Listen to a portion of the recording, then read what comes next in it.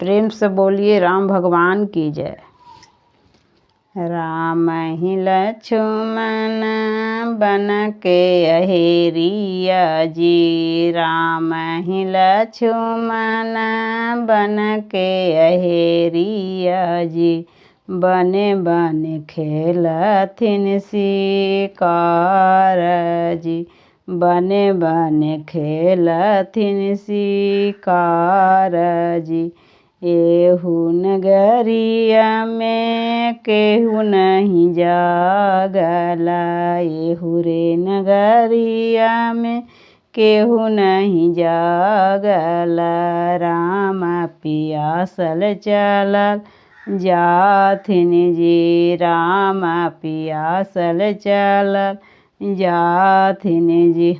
अपनी महलिया से बोलथिन सीता सुंदर, अपनी महलिया से बोलथिन सीता सुंदर। हमारो घैलिया गंगा जल पानी जी, हमारो घैलिया गंगा जल पानी जी।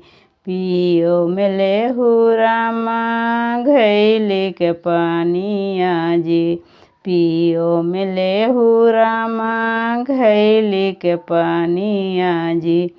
इतना बचनिया जब सुनला न रामचंद्र, इतना बचनिया जब सुनला न रामचंद्र।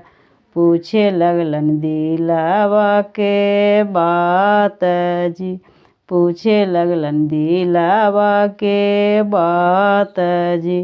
किन खा के हक हो तुहूँ आलर झालर बेटिया जी, किन खा के हक हो तुही आलर झालर बेटिया जी। किन खा रहा कहो पुतोहा जी, किन खा के कहो पुतोहा जी। कौने नगरिया में तोहरो विवाह भैलो, कौने नगरिया में तोहरो विवाह भैलो। स्वामी जी के नाम बतलाहू जी, स्वामी जी के नाम बतलाहू जी।